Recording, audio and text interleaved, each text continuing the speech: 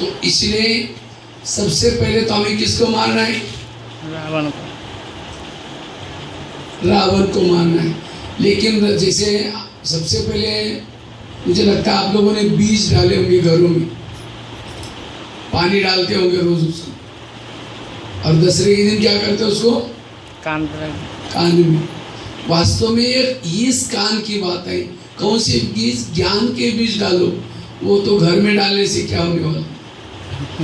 इस कान में ज्ञान के बीज डालो, उसको स्मृति का पानी दो। जो ज्ञान सुनते हैं उसको सोचो, आज मैंने क्या ज्ञान की बात सुनी, वैसा व्यवहार करो, उसको स्मृति दो, और तब जाकर के नवरात्रि होगी। नवरात्रि अर्थात सहन शक्ति, परखने की शक्ति, निर्णय शक्ति, और जिसके अंदर ये नवरात्रि अर्थात ये शक्तियों की जागृति होगी, वही रावण को मार सकता है।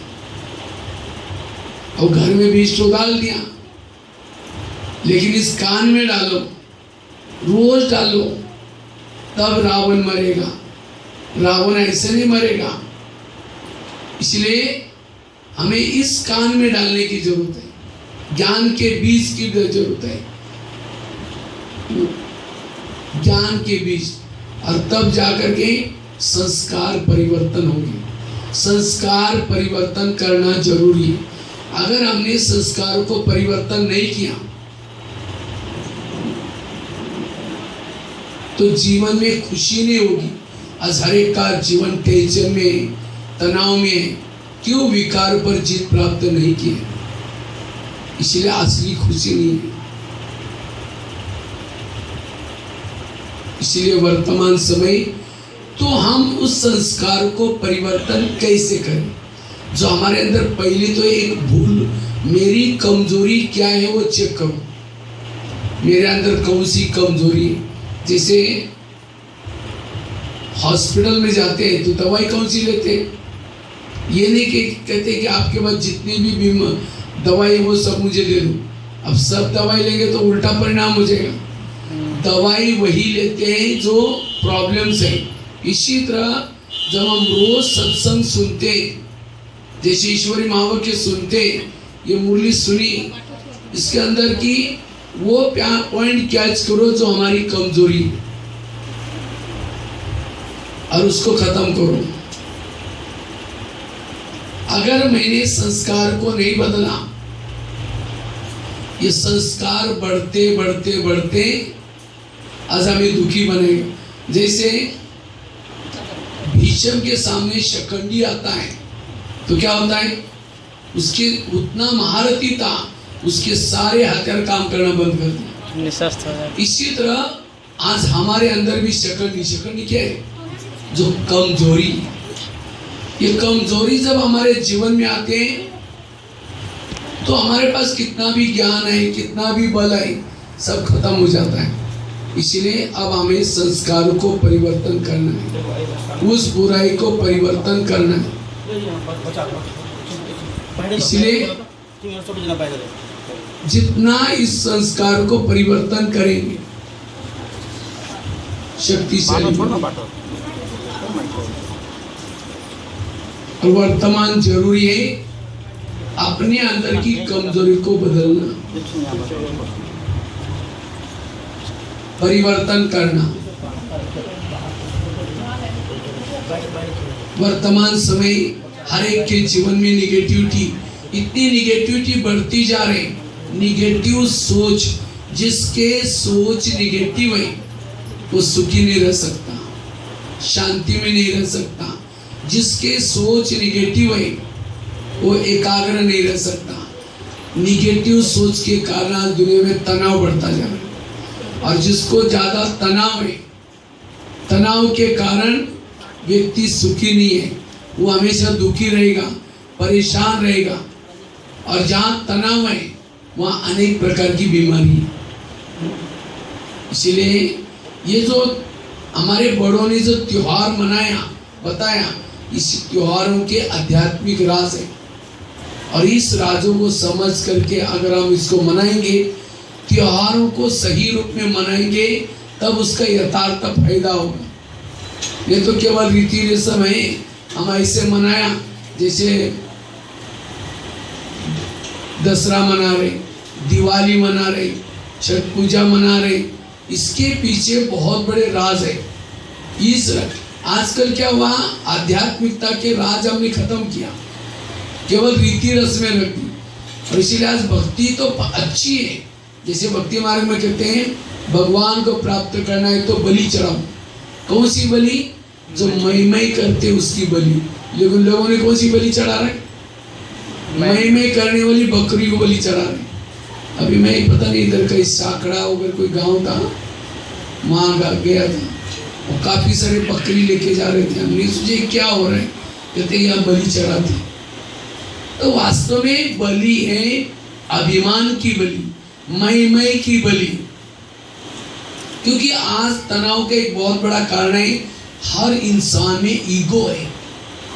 किसी के पोजीशन का ईगो, किसी को धन का ईगो, कोई सास होने का ईगो, किसी को रूप का ईगो। और ये ईगो आज टेंशन पैदा किया। और ये ईगो क्यों आया? जब वो स्कूल कॉलेज में पढ़ रहे थे। आजकल स्कूल कॉलेज में बच्चों की केवल IQ डेवलप की जाती है। IQ मीन्स इंटेलिजेंट लेवल, बौद्धिक क्षमता। और जहां जिसकी बौद्धिक क्षमता ज्यादा होती है उसमें ईगो आता है। और हर इंसान में ईगो है। और ये ईगो आज भौतिकता बहुत है हमारे पास बहुत अच्छे अच्छे मोबाइल से भौतिक रूप में सुखी है, लेकिन तो भी हम दुखी। जैसे रावण भौतिक रूप में सोने की लंका थी, भौतिकता बहुत थी, ज्ञानी था, शास्त्रों का ज्ञाता था, लेकिन था रावण। तो आज के व्यक्ति का यह प्रतीक है, आज हम भौतिक रूप से सुखी है, लेकिन ईगो अभिमान के कारण, एक अभिमान आया, उसके अंदर काम विकार भी आता है। अभिमान आने से क्रोध आता है, अभिमान आने से लोभ लालच भी बढ़ता है, मोह भी होता है, उस संपत्ति का लोभ भी होगा, ईर्ष्या भी होगी, घृणा भी होगी, नफरत भी होगी। इसलिए आज व्यक्ति चारों तरफ से इन विकारों से घिरा हुआ है। यही वो लंका है। चारों तरफ से आज दुनिया के पानी है और इस लंका में आज हम बैठे हैं। और इसीलिए राम को पुकारे हैं, राम आओ आओ। इसीलिए परमात्मा करके इस लंका से हम आत्मारूपी सीताओं को अपने घर में लेके जाता है। हमारी अयोध्या क्या है? चांद सूरज तारंग इनके पार, ये ब्रह्मांड का चित्र दिखाए। ये सृष्टि है या लंका है, और असली हमारा घर राम अर्थात परम धाम परमात्मा रहता है। राम एक तो अयोध्या का राम और दूसरा है निराकार परमात्मा राम। सीता एक नहीं थी, अनेक थे। सीता अनेक सीता, आत्मारूपी सीता। रावण ने चोरी की, मना परमात्मा ने हमें अशोक वाटिका में रखा था। सत्युग त्रेता को कहते हैं आशिक वाटिका, जहाँ कोई शोक नहीं था, दुख नहीं था, ऐसे जगह पर रखा था। लेकिन आज उसी आशिक वाटिका में हम क्या हो गए? धन के लालच में, हम देह भान में आकर्षित हो गए। और उसी आकर्षित के कारण आज रावण ने हमको क्या किया? हमने मर्यादा का उल्लंघन किया है। क्या मर्यादा? क्या खाना है, खाने के लिए शाकाहारी भोजन देवताओं का, लेकिन हम मांसाहारी खा रहे। क्या देख रहे, क्या सुन रहे, सारी मर्यादा का उल्लंघन किया। और इसीलिए रावण ने लाकर के कहा रख दिया, शोक वाटिका में रखा है। ये दुनिया अब शोक वाटिका है, दुख ही दुख है।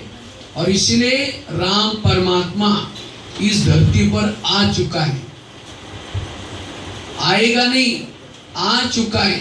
और आ करके उसने क्या करें?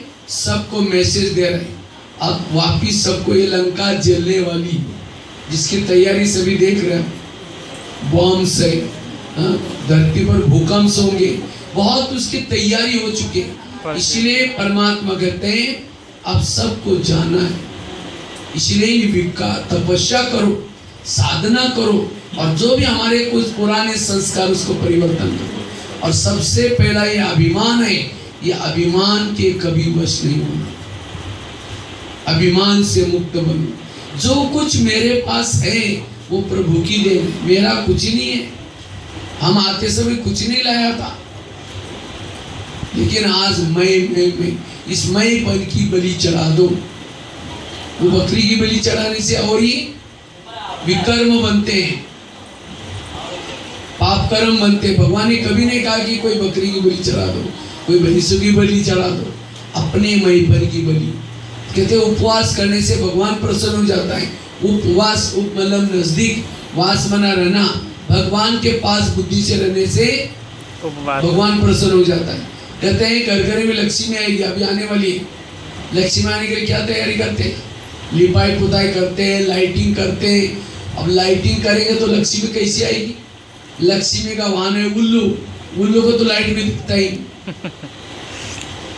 पटाखा बजेंगे तो और उल्लू घबरा करके कहीं और चला जाएगा, भाग जाएंगे। इतने पढ़े लिखे। हमारी आध्यात्मिकता कुछ अलग है, हम कर रहे कुछ। और इसीलिए इस संस्था में सही आध्यात्मिकता क्या है, सही हम कौन से त्योहार मनाना है, कौन सी दिवाली मनाओ, कौन सा दसरा मनाओ, दशहरा, ये हमारे अंदर जो भी ये 10 इंद्रिय हैं, आज ये 10 इंद्रिया व्यक्ति के विकारों का कारण है। इस 10 इंद्रियों को वश करो। कान सारा दिन चेक करो, मेरे कान ने जो सुनना है वही सुना या गलत सुना। अगर गलत सुना उसको सजा दो। हम आज कई विकास करना चाहते हैं। विकास किसको कहते हैं? सड़कें बना। मैं अभी दिक्कल गया था, दिक्कल कुछ पता नहीं, मैंने तो उसका नाम ही चेंज किया, दिक्कत वाला गाँव।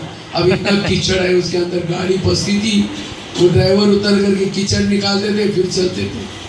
अब कहते हैं हर साल सड़क बनाते हैं लेकिन टूट जाते। तो मैंने सोचा वास्तव में ये प्रॉब्लम क्यों आ रहे हैं? क्योंकि आज मानव के अंदर संस्कार ठीक नहीं। कितना भी सड़कें बना, भौतिक विकास कुछ भी करो, अगर प्रकृति अंदर ठीक नहीं। और प्रकृति क्यों बिगड़ी? क्योंकि मानव ने अपने प्रकृति का दुरुपयोग करे, आंखों का दुरुपयोग करे, मुख का दुरुपयोग करे। जब तक मानव का विकास नहीं होगा तब तक भौतिक विकास हो ही नहीं सकता। ऐसा नहीं कि अभी हम विकास कर रहे और पहले अविकास था। एक समय था, धरती जब थी शुरुआत में, सतयुग में सबके सिर पर सोने का मुकुट था, सबको सोने का मकान था, हर एक के पास पुष्पक विमान थे, बहुत विकास था। क्यों? मानव वहां विकसित था। लेकिन आज हम भौतिक विकास तक कर रहे हैं लेकिन मानव का विकास कोई करने वाला नहीं। ना कोई संस्था है, ना कोई स्कूल कॉलेज है। हम उसके तरफ डोंट केयर कर रहे हैं, उसे किनारा कर रहे हैं। लेकिन नहीं, यह रहने वाला मुख्य प्राणी है मानव। इस आज गांव में तो लाइट तो की, लेकिन आत्माओं की लाइट बुझी पड़ी। आज हमने तो और सड़कें तो बनाते, लेकिन हमारे असली जो घर है, परम धाम, वो कहाँ है?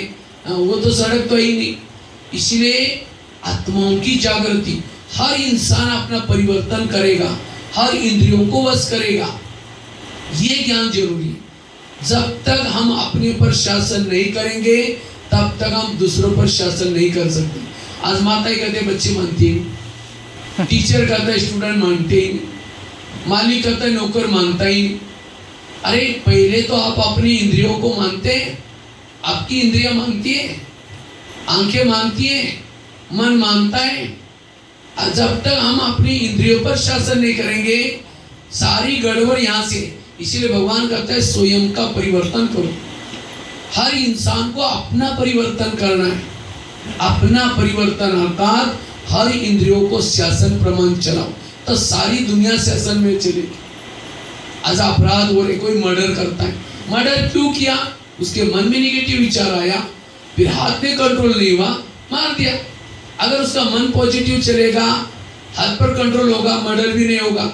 आज कहते ड्रग्स करते, एडवर्टाइज करते, नहीं करना है, नहीं करना है। ड्रग्स क्यों किया? गुस्सा आया, नशा चढ़ी, तनाव में आया, ड्रग्स किया। तो इसीलिए मन का परिवर्तन, इसलिए कहते हैं मन जीते सो जगत जीते। आज मन के ऊपर किसी का ध्यान नहीं है।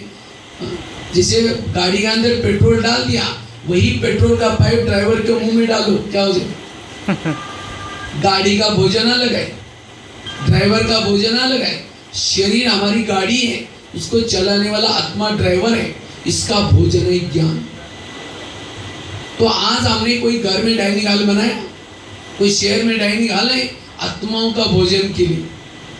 तो इसलिए रोज आत्मा को खुराक चाहिए पॉजिटिव की।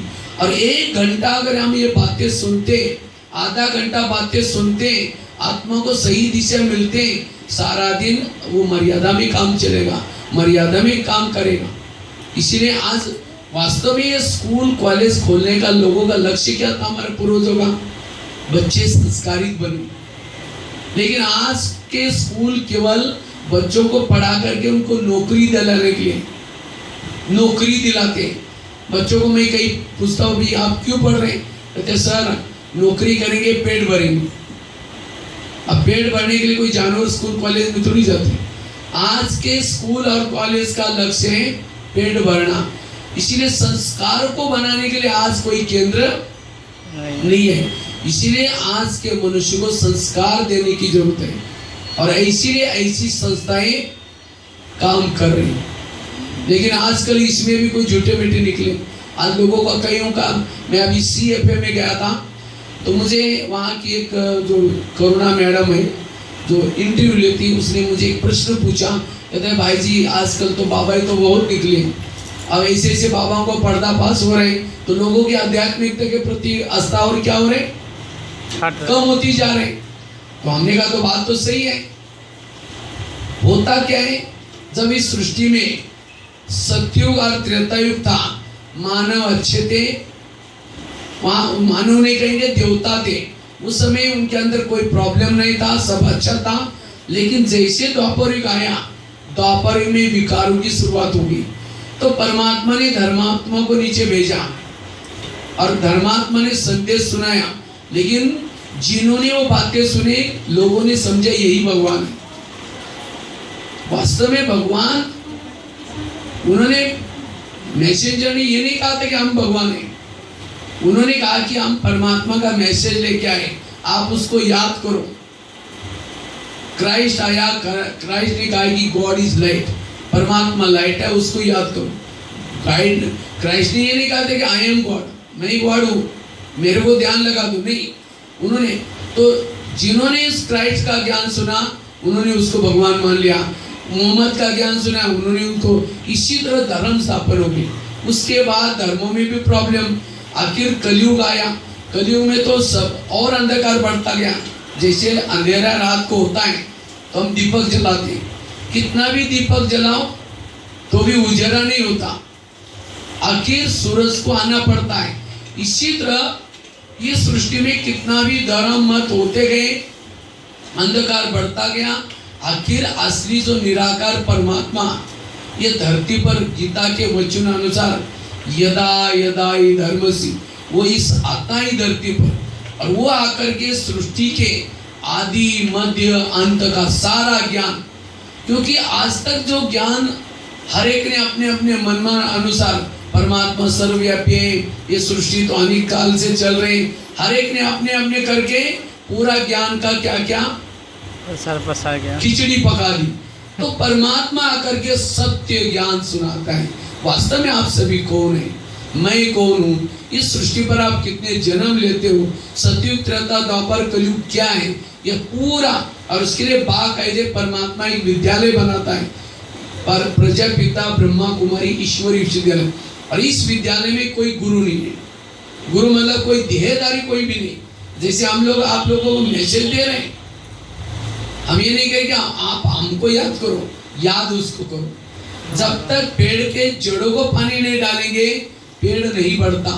इसी तरह जब तक हम यथार्थ परमात्मा को याद नहीं करते, तब तक हमारा फायदा नहीं होगा। तो हमें यथार्थ परमात्मा कौन है, उसको याद करना है। और जब इस धरती पर परमात्मा आकर के अपना कार्य करता है, तब जाकर के जैसे दिन आने के बाद ये बाकी सब बातें फीकी होती हैं, आखिर सत्य तो सत्य है। इसलिए वास्तव में संस्था में हमारी दादियाँ जो भी वरिष्ठ है, जैसे हमारा ये सामने भी चित्र है ब्रह्मा बाबा, तो ये ब्रह्मा भी कोई परमात्मा नहीं है, वो कहता है उस निराकार को याद करो। तो सभी को निराकार को याद करना है, और जब उसको याद करेंगे तब प्राप्ति होगी।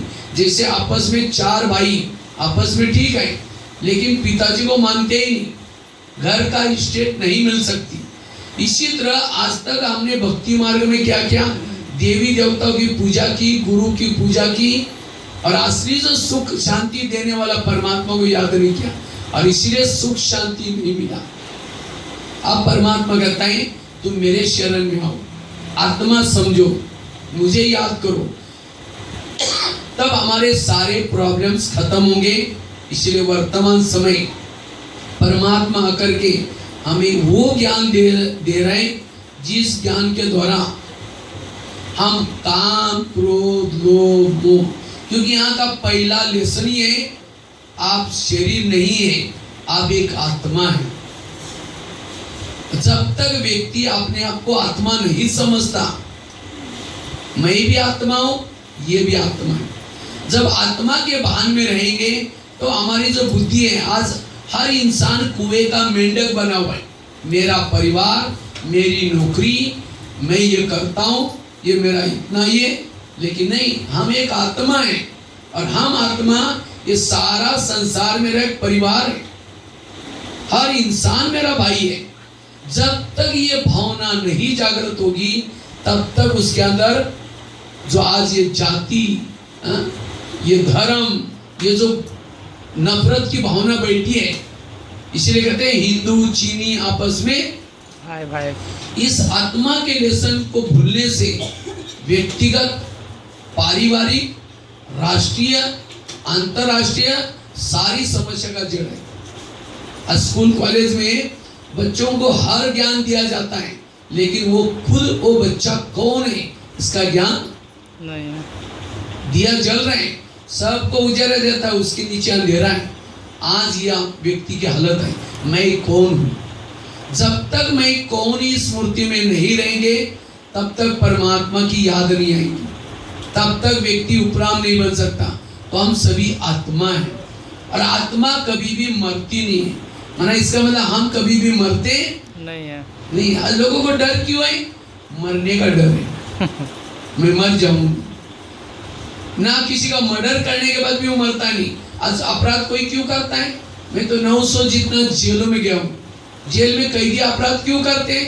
कहते इसलिए मुझे तंग किया, मैं इसको छोड़ूंगा नहीं, मर्डर कर लेता है। और उसने मर्डर तो किया, किसका किया? शरीर को। शरीर का, आत्मा तो मरती नहीं, वो अगले जन्म में फिर उसका वो मर्डर करता है। इसलिए उसको पता है कि ये कभी मरेगा नहीं, वो मारेगा ही नहीं। इसलिए आज ये आत्मा को भूलने के कारण डर है, भय है, और आत्मा जैसी कर्म करती है अभी इस जन्म में, उसका फल उसको अगले जन्म में, इस जन्म में भी मिल जाता है, नहीं तो अगले जन्म में जो जैसा कर्म करता है उसका फल मिलता है। अगर ये ज्ञान होता तो व्यक्ति गलत कर्म भी ना करता। आज लगता है मुझे कोई देख नहीं रहा है, मैं एक अकेला हूँ, लेकिन नहीं, जैसा व्यक्ति कर्म करता है वैसा फल मिलता है। इसलिए जीवन की परिवर्तन के लिए चाहिए आध्यात्मिक ज्ञान, आत्मा का ज्ञान, परमात्मा का ज्ञान, संसार चक्र का ज्ञान। आज हर एक अगले पीढ़ी की तैयारी कर रहे हैं, मेरे अगले पीढ़ी का क्या होगा, इसलिए वो इकट्ठा करके रख रहे हैं। ना अगले पीढ़ी चलने वाली है, ना ये पीढ़ी भी चलने वाली है। हर एक के सिर पर मौत है, हर एक के सिर पर मौत है। आज का दिन सफल करो, कल क्या होगा उसको छोड़ो, आज का दिन सफल करो। आज इस सृष्टि की हालत है, ये सृष्टि अंतिम श्वास पर है, चाहे प्रकृति के तरफ से, चाहे आज लोगों के तरफ से। इसीलिए अब हमें ना लोभ लालच में जाना है, एक एक श्वास को सफल बना दो।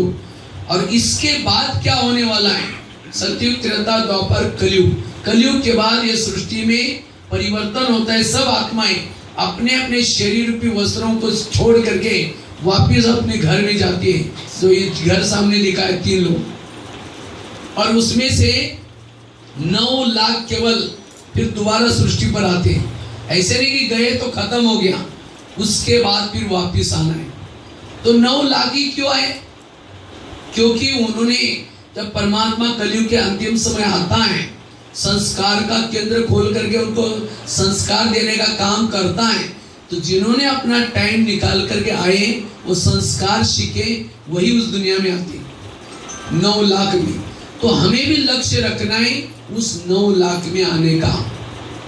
हर एक को वहां सतयुग में आने का मौका नहीं मिलता, केवल गिने चुने 9 लाख। उसके बाद जब त्रेता शुरू हो जाता है 33 करोड़ होके।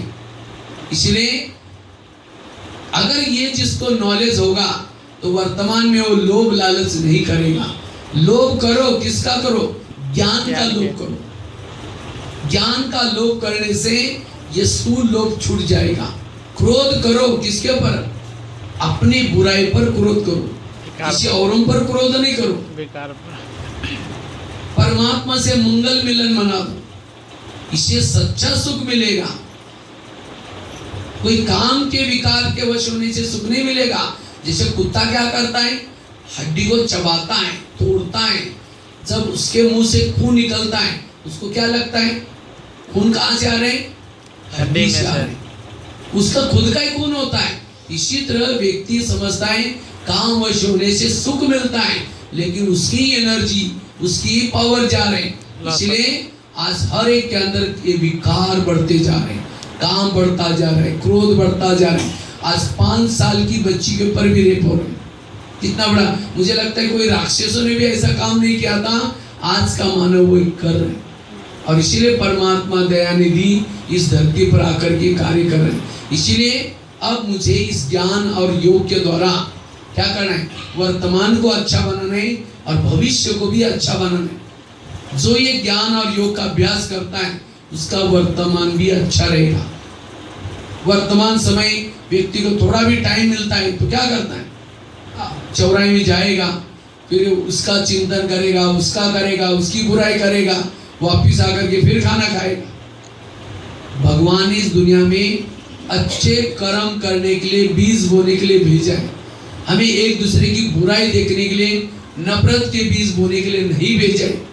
अपना समय को स्वचिंतन, आत्मचिंतन, परमात्मा चिंतन करने में लगा दो।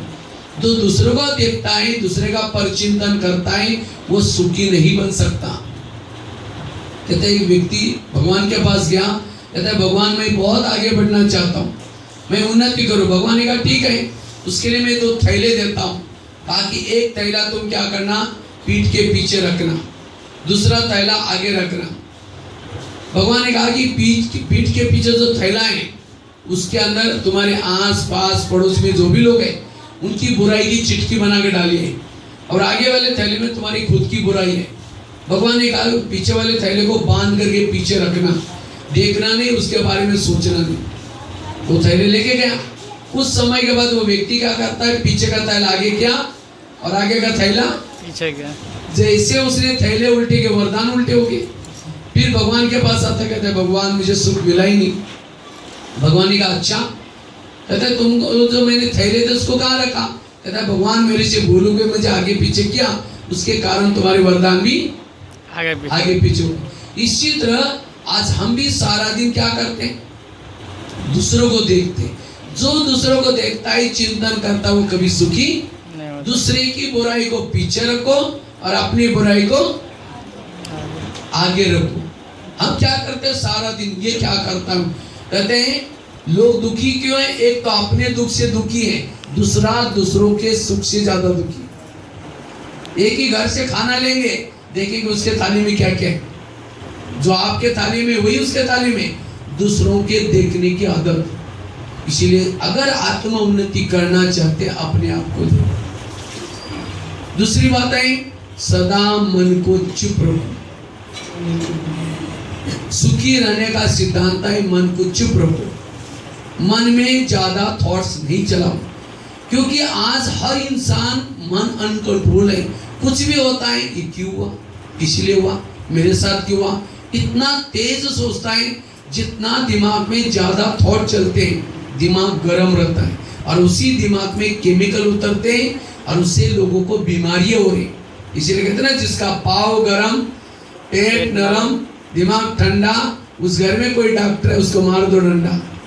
पाँव को गर्म रखो, पेट नरम रखो और दिमाग ठंडा ठंडा। लेकिन आजकल उल्टा होता है, पाँव रहते हैं ठंडे और दिमाग रहता है गरम। इसलिए थॉट्स, विचार सिस्टम, विचार, और ये क्यों थॉट चलते हैं? ज्ञान की कमी, समझ की कमी। जिसको ज्ञान है, समझ है, वो कभी भी थॉट्स नहीं चलाएगा। ये सत्संग क्यों जरूरी है? इससे हमारे थॉट्स, विचारों पर कंट्रोल कर देंगे। और जिसने विचारों पर कंट्रोल किया, कम विचार चलाए, उसको शांति है। व्यक्ति सोया है तो भी टेंशन में है, रास्ते में चल रहा है तो भी टेंशन में है, खाना खा रहा है तो भी टेंशन है। वो खाना तो शरीर का, या मन में निगेटिव थॉट चल रहे, और उसके कारण आज अन्न का मन पर प्रभाव पड़ता है। आज शांति है, दुखी है। इसीलिए कहते हैं ना, शांति से खाना तो खाओ, विचार तेजी से। इसीलिए कुछ भी हो जाए, आप अपने विचार कम चलो। उसके लिए नॉलेज चाहिए, ज्ञान चाहिए। कौन सा ज्ञान? आत्मज्ञान, परमात्मा का ज्ञान।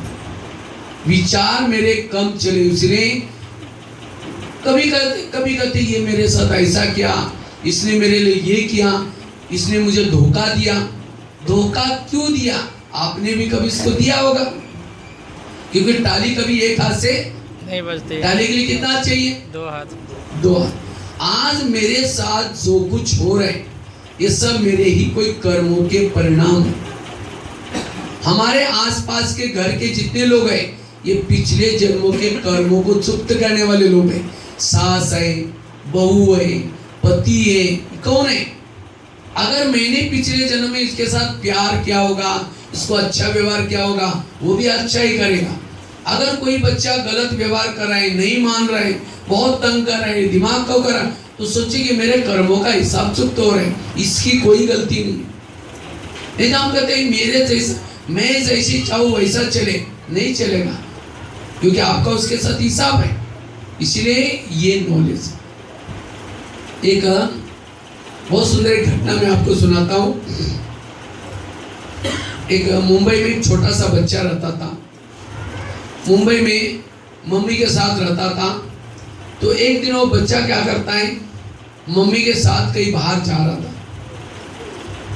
मम्मी उसकी मजदूरी का काम करती है।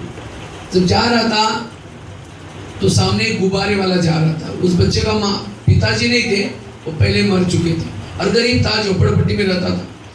तो अचानक बच्चा जब गुब्बारे लेने के लिए गया, उसको माता को लगा इसको कुछ हो ना जाए, तो उसको पकड़ करके खींचने के गई।